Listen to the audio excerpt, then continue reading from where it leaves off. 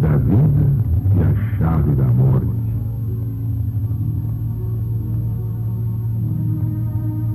Sem o novo mandamento do Cristo planetário, não há mais política, nem ciência, nem filosofia, nem religião, nem Bíblia, nem Evangelho, nem Apocalipse.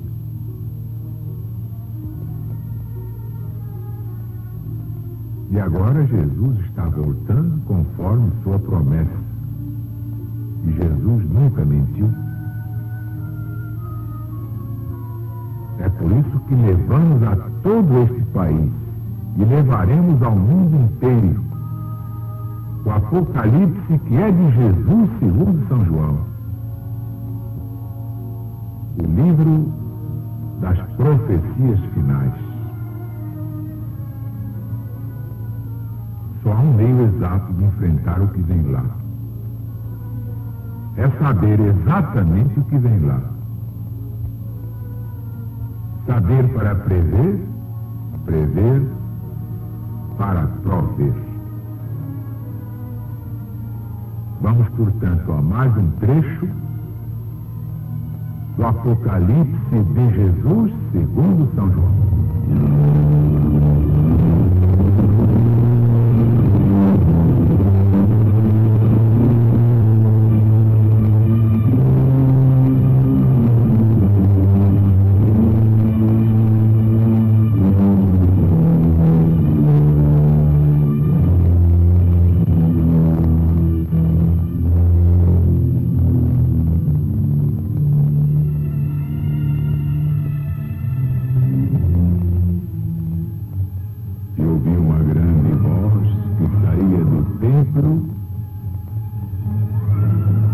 E que dizia aos 7 anjos: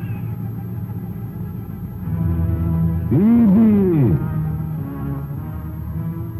derramai sobre a terra os 7 cálices da ira de Deus.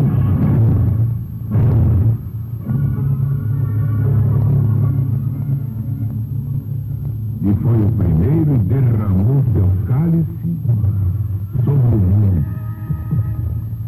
E veio um golpe cruel, perniciosíssimo sobre os homens que tinham o sinal da besta e sobre aqueles que adoraram a sua imagem.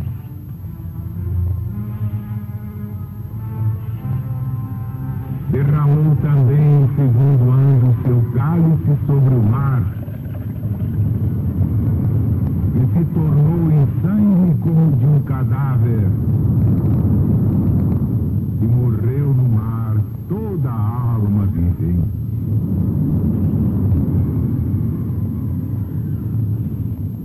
E o terceiro derramou seu cálice sobre os rios e sobre as fontes das águas, e estas se converteram em sangue. E ouvi falar o anjo das águas dizendo: Justo és, Senhor, que és e que eras e hás de vir,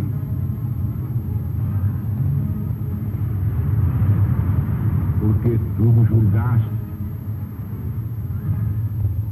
Pois eles derramaram sangue dos santos e dos profetas. Também lhes deste a beber sangue, porque assim eles o merecem.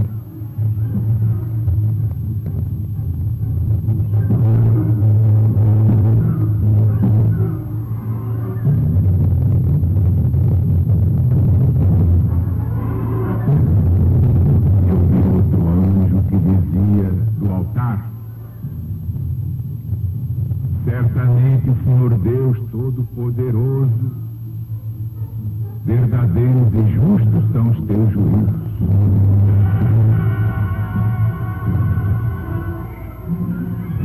O quarto anjo derramou seu cálice sobre o sol,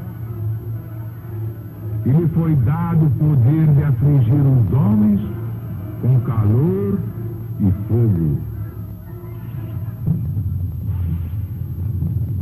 E os homens foram queimá-los com um calor devorante e blasfemaram o nome de Deus que tem poder sobre essas pragas e não se arrependeram para lhe darem glória.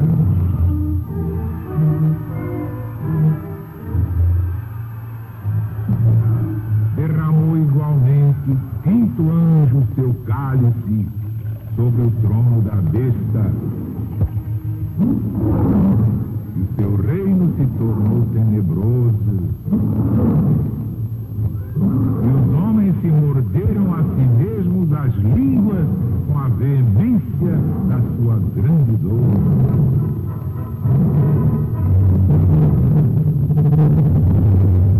E blasfemaram o Deus do céu por causa das suas dores e das suas chagas, mas não fizeram penitência das suas más obras.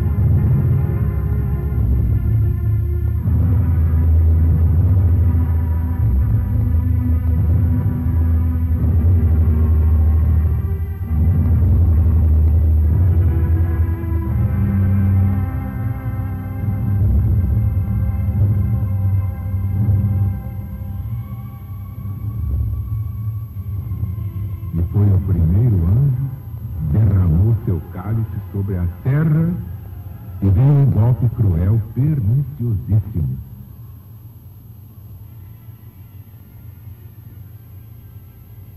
Na primeira volta cíclica, quais foram os atingidos por esse golpe cruel? Os homens que tinham o sinal da besta e sobre aqueles que adoraram sua imagem. Ainda o Império Romano. Foi uma grande peste, uma pestilência que graçou em todo o Império no tempo de Valeriano.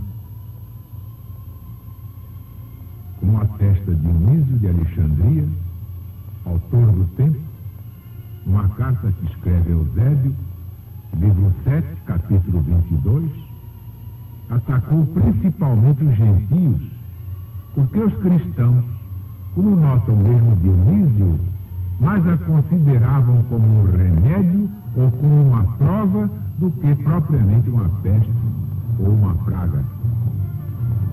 Vocês entenderam bem o significado disto? O legionário está pronto a encarar qualquer terremoto, maremoto, dilúvio de fogo, dilúvio de água. Mas se nós não tememos a morte, quem é que nós vamos temer? O cristão do Novo Mandamento não tem medo de nada, quanto mais de homem metido a valente. Isso então chega a ser piada das mais grossas. Derramou também o segundo anjo seu cálice sobre o mar, e se tornou em sangue como de um morto, um cadáver. Morreu no mar toda a alma vivente. Claro que nesta quarta volta, isto é muito sério, mas na primeira ainda está circunscrita toda essa trama ao Império Romano, que estava querendo destruir o cristianismo nascente.